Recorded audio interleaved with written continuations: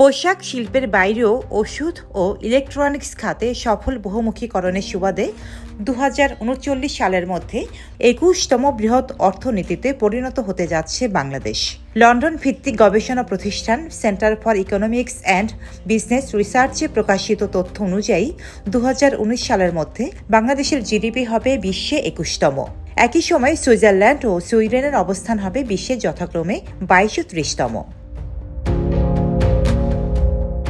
বর্তমানে $434 billion GDP নিয়ে 189টি দেশের মধ্যে বাংলাদেশ 37তম বৃহৎ অর্থনীতির দেশ। ফলে 2039 সাল নাগাদ জিডিপির দিক থেকে বাংলাদেশ 16 ধাপ এগিয়ে যাবে। তবে অর্থনৈতিকভাবে বড় অগ্রগতি হলেও বাংলাদেশের মাথাপিছু জিডিপি এখনও বড় চ্যালেঞ্জ রয়ে গেছে। 2039 সালের মধ্যে 189টি দেশের মধ্যে বাংলাদেশের মাথাপিছু জিডিপি হবে মাত্র $8,061। এতে বাংলাদেশের অবস্থান হবে 123তম।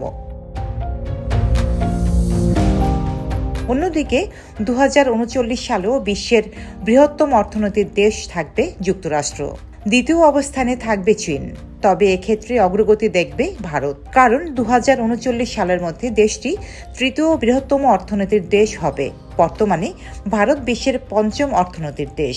ওয়ার্ল্ড ইকোনমিক লিগ টেবিল 2025 শীর্ষক ওই প্রতিবেদনে বলা হয়েছে, বর্তমান মার্কিন ডলারে মোট দেশজ উৎপাদনের ভিত্তিতে এই র্যাঙ্কিং তৈরি করা হয়েছে। প্রেস রিপোর্ট, সাম্প্রতিক দেশকাল।